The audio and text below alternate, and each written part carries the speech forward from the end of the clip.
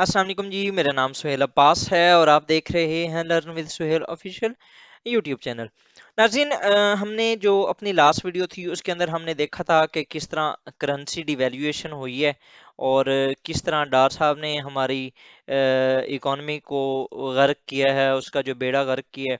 आज हम फर्दर देखेंगे कि किस तरीके से जो करेंसी डिवैल्यूएशन है वो किस तरह पाकिस्तान के ऊपर इम्पेक्ट करती है। ठीक है, हमने आज की जो वीडियो है उसके अंदर इम्पैक्ट्स देखने हैं। ठीक है, और एट द एंड हम थोड़ा सा कुछ कुछ देखेंगे कि क्या पाकिस्तान कर सकता है। ठीक है, हम उसके जो सॉल्यूशंस हैं उनको भी अंडरस्टैंड करेंगे। तो स्टार्ट करते हैं जी। सबसे पहले क्या होता है, आपका जो है ना वो डेट बर्डन बढ़ेगा। ठीक है, आप ये खुद देख लें कि जैसे ही हमारी जो करेंसी डिवैल्यू हुई है सिर्फ एक दिन के अंदर या पिछले 2-3 दिन के अंदर ही हमारा रुपीज 400 बिलियन ये जो है, ये पब्लिक डेट जो है वो बढ़ा है। ठीक है, ये अकॉर्डिंग टू आपके स्टेट बैंक ऑफ पाकिस्तान आप लगा लें, पाकिस्तान ब्यूरो ऑफ स्टेटिस्टिक्स कुछ भी लगा सकते हैं आप। ठीक है, उसके बाद अगर देखें तो Pakistan, beside Pakistan is scheduled to repay foreign debt worth $7 billion in the first 5 months of the current। अच्छा, अब इसमें ये देखें कि आपने $7 बिलियन जो है ये अभी 2023 के जो पहले फेब से जून है उसके अंदर आपने पे भी करना है, और $74 बिलियन अगले 3 सालों में भी पे करना है। मतलब कि 2024 से 2026 के दौरान। और ये हमारी जो करेंसी डिवैल्यूएशन है अभी तो चलो जो हुई है, अभी फर्दर भी होगी। With the passage of time जो भी सिचुएशन होगी वो होती रहनी है। ठीक है, तो सबसे पहले जो आपका इम्पैक्ट है वो क्या हुआ, आपका जो डेट बर्डन है वो बढ़ गया। उसके बाद फर्दर अगर देखें तो जो फ्लड गेट है ऑफ इन्फ्लेशन, आप उसको भी देख सकते हैं कि किस तरीके से प्राइस हाइक्स हो गई हैं। आप देख सकते हैं कि हमारा जो फ्यूल वाला था वो रेट पहले से काफ़ी बढ़ गया है। ठीक है, ये एक Korangi association of trade industry है, प्रेसिडेंट फजलुर रहमान साहब, उन्होंने क्या कहा है कि costly borrowing after the interest rate hike in 10% rupee fall, it will hard to run the industries, which means that closure of industries and loss of jobs।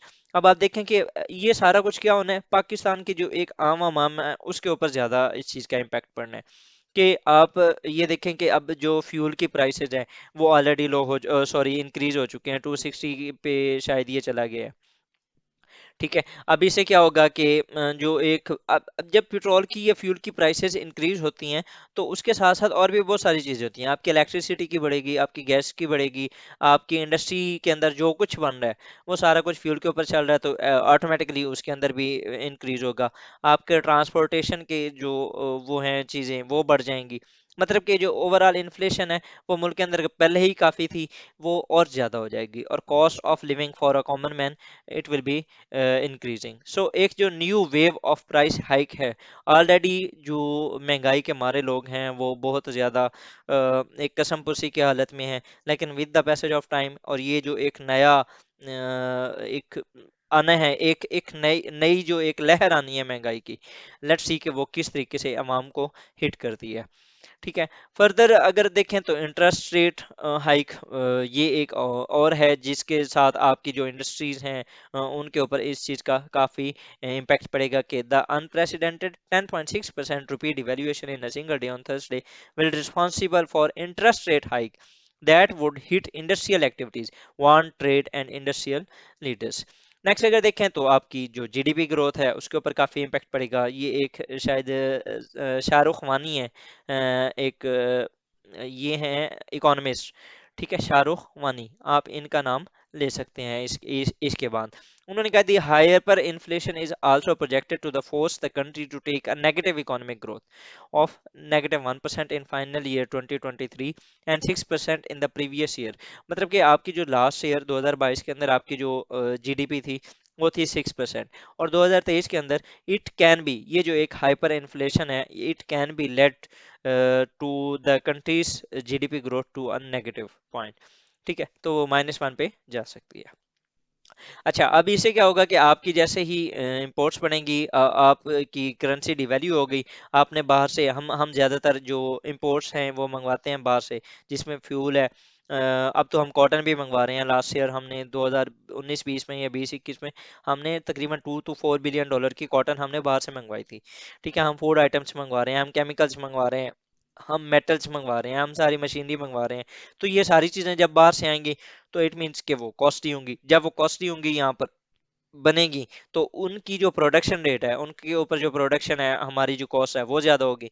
अगर जब production cost ज्यादा होगी तो हमारी जो कम्पिटिटिवनेस है एक्सपोर्ट्स की, वो बाहर के मार्केट में ज्यादा होगी।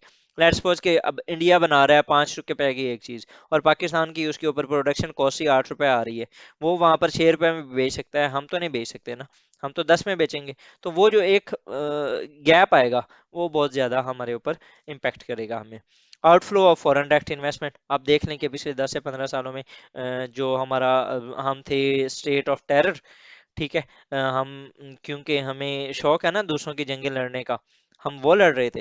वो लड़ते लड़ते बहुत मुश्किल से पिछले ये जब खान साहब आए थे, तो उन्होंने, I do not agree with all of his policies, लेकिन टू सम एक्सटेंट उनकी जो पॉलिसीज थी वो बहुत बेहतर थी बनिस्बत डार की जो पॉलिसीज हैं उनसे। तो उन्होंने कुछ इन्वेस्टर्स को कायल करने की कोशिश की थी, पाकिस्तान के अंदर काफ़ी आ रहे थे, लेकिन again with the passage of time. अच्छा, अब उसको जाने में, वो आने में और जाने में दोनों में खान का रोल है, ठीक है।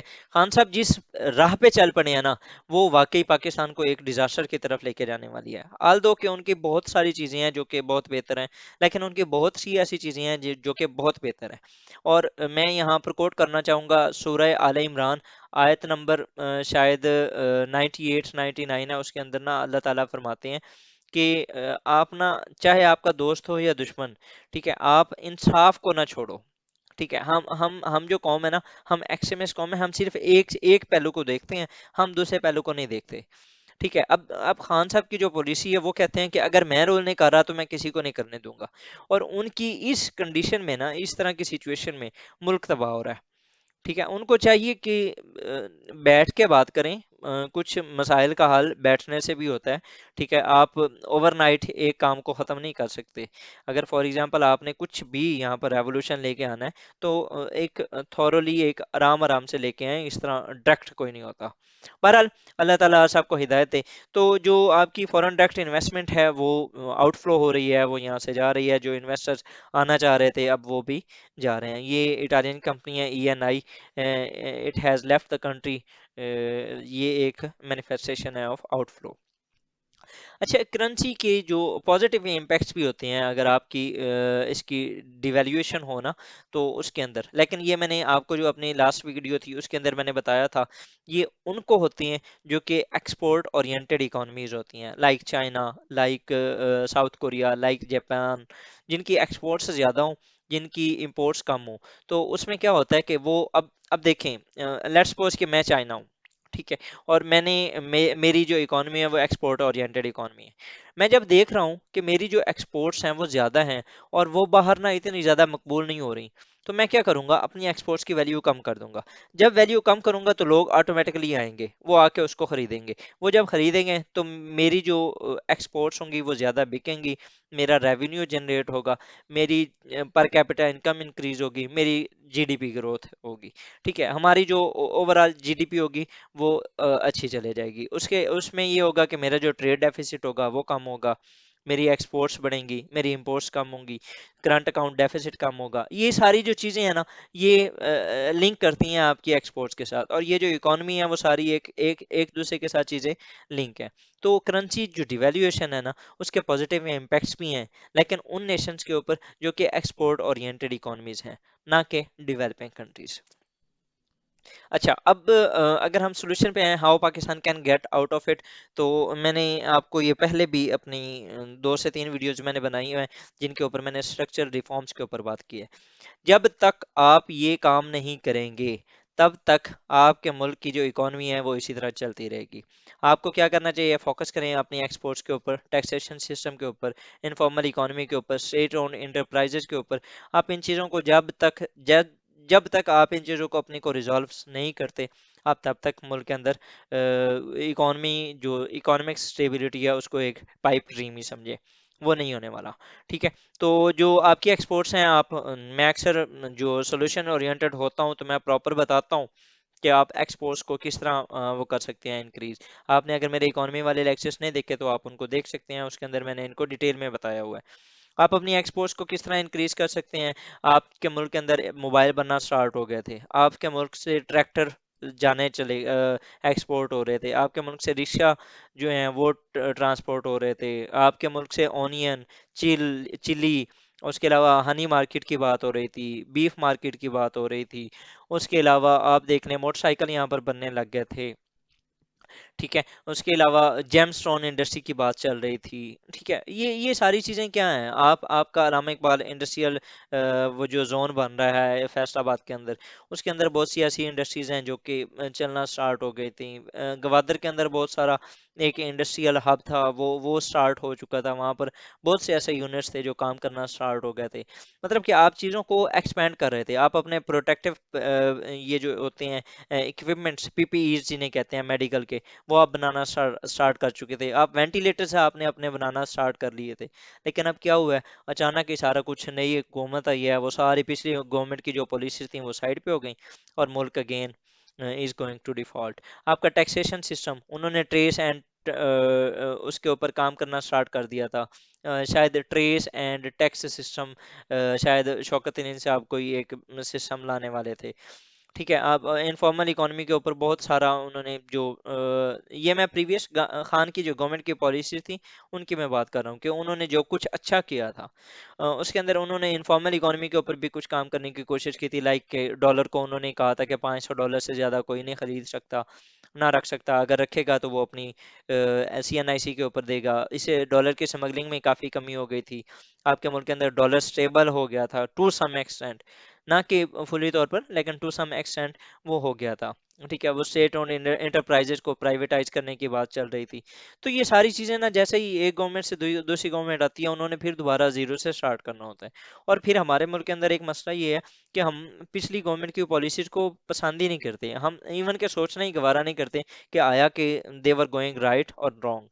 ठीक है, हम जस्ट अपनी जो एक पॉलिसी है, अपना एक एजेंडा है, उसको लेके हमने चलना होता है। लेकिन इस तरह दुनिया के दूसरे ममालिक में नहीं होता, इसलिए वो तरक्की भी कर रहे हैं, and we are still there. ठीक है, तो अगर मेरे जो कंक्लूडिंग पॉइंट है वो ये है कि if not now, B ready for default. अगर आप स्ट्रक्चरल रिफॉर्म्स नहीं करते अभी भी, देन रेडी फॉर डिफॉल्ट। आज नहीं तो कल, कल नहीं तो परसों, एक ना एक दिन आना है, पाकिस्तान की इकोनॉमी कोलैप्स हो जाएगी। लेकिन अगर आप जाते हैं राइट साइड पे, आप करते हैं ठीक है जी, हम we are ready for structural reform, then be ready for real independence. The choice is us. तो ये था जी हमारा आज का लेक्चर। कंक्लूड करें तो आज हमने अगर मैं इसी करेंसी डिवैल्यूएशन को कम्प्लीटली तौर पर अगर इसको मैं वो करूं, समराइज करूं, तो हमने सबसे पहले देखा था कि करेंसी डिवैल्यू क्यों हुई है। उसकी रीज़न ये थी कि डॉक्टर साहब ने उसको आर्टिफिशियली तौर पर वो किया हुआ था, स्टेबल किया हुआ था। ठीक है, लेकिन IMF ने कहा कि सॉरी डॉक्टर साहब, अगर आप इस तरह करते रहे तो हमने आपके साथ जो हमारा एग्रीमेंट है वो कभी भी कामयाब नहीं हो सकेगा, तो आप इसको रिजॉल्व करें। उन्होंने वो फ्री फॉल किया, डॉलर यकदम शूट कर गया, हमारी जो करेंसी की वैल्यू थी वो कम हो गई। पहला मसला। दूसरा, अच्छा खासा मिफ्ता इस्माइल साहब तो काम चला रहे थे, लेकिन डॉक्टर साहब ने आके उनकी सारी पॉलिसीज को साइड पे किया। उन्होंने उस वक्त बहुत मतलब कि अपने आप को बोल्स्टर किया कि I am the only finance minister who has completed और या हु हैज़ फाइनलाइज IMF प्रोग्राम, तो मैं ये कर सकता हूँ। ठीक है, लेकिन उनसे नहीं हुआ। डॉक्टर साहब का हमने ये भी देखा था कि डॉक्टर साहब ने किस तरीके से 3 बार पाकिस्तान की जो इकॉनमी है उसको तबाही के दहाने पे ला खड़ा किया है। एक बार 1998 में, दूसरी बार 2007-8 में, तीसरी बार 2022 के अंदर, सॉरी दूसरी बार 2015-16 के अंदर था शायद, तीसरी बार 2022 के अंदर। ठीक है, उसके बाद फिर हमने ये देखा कि क्या जो करेंसी डिवैल्यूएशन है उसकी रीज़न क्या होती हैं, तो वो टू बूस्ट एक्सपोर्ट्स, और दूसरा हमने देखा था कि ट्रेड डेफिसिट को कम करने के लिए ही होती हैं। ठीक है, उसके बाद फिर हमने फर्दर ये देखा कि इसकी क्या इम्पैक्ट्स क्या हैं। तो पाकिस्तान के अंदर जो अगर इसका इम्पैक्ट देखा जाए तो डेब्ट बर्डन बहुत ज़्यादा बढ़ रहा है, इन्फ्लेशन हो रही है, उसके अलावा जो इंटरेस्ट रेट है वो इंक्रीज हो रहा है, उसके अलावा फॉरेन डायरेक्ट इन्वेस्टमेंट हमारी बाहर जा रही है, ख़त्म हो रही है, तकरीबन ना होने के बराबर हो गई है। ठीक है, और इसके अलावा हमारी जो एक्सपोर्ट्स हैं उनकी कंपेटिटिवनेस जो है वो कम हो रही है, सर्कुलर डेट हो गया, इलेक्ट्रिसिटी, गैस, ये सारी चीज़ों के प्राइसेस हाई होंगे। जो एक कॉमन मैन है उसकी ज़िंदगी तकरीबन तकरीबन एक अनबेरेबल होने वाली है। ठीक है। और उसके बाद फिर हमने फर्दर देखा कि इसके सॉल्यूशंस क्या हैं, तो हमने ये देखा कि structural reforms it is the only way forward Pakistan has to go for. ठीक है, पाकिस्तान को नए सर्जन की ज़रूरत है जो कि पाकिस्तान की इस इकॉनमी की सर्जरी कर सके। अब वो कौन हो सकता है, कौन सा ऐसा माइक लाल है, बट मैं रिक्वेस्ट करना चाहूँगा it should not be from the house of Sharif family. ठीक है, बिकॉज उन्होंने, आप खुद देख लें, 1990 से ऑनवर्ड 2022 हो गया, 30 सालों के अंदर उन्होंने बहुत सारे फेजेस देखे हैं, लेकिन मुल्क की कंडीशन सेम टू सेम है। उन्होंने अपने जो कुछ किया वो किया, लेकिन मैं उनका वो नहीं हूँ, मतलब कि उनको अपोज करने वाला नहीं हूँ। उनके दौर में बहुत अच्छा भी हुआ, लेकिन economically they are not suitable for Pakistan. So Pakistan को कोई एक नए लीडर की ज़रूरत है जो कि पाकिस्तान को, I am not going for Imran Khan, ठीक है, लेकिन मैं ये चाहता हूँ कि मुल्क के अंदर कोई कोई और आ जाए यार, कहाँ, किसी से भी, किसी भी जगह से आ जाए, लेकिन हमें एक अच्छे इकोनॉमिस्ट की ज़रूरत है जो मुल्क की तकदीर को बदल दे। सो विद दिस बात जी, होपफुल हूँ अल्लाह ताला किसी ना किसी को भेजेगा, लेकिन हमें बहसीत कौम भी चेंज होना पड़ेगा। तो thank you for watching my video. अगर आपको अच्छी लगी हो, इन्फॉर्मेटिव हो, सब्सक्राइब करें, शेयर करें with your friends, and listen to me if you are new on this channel and you are preparing for competitive exams, then subscribe it and press the bell icon because it will be helpful for you in your further journey. So thank you, Allah Hafiz.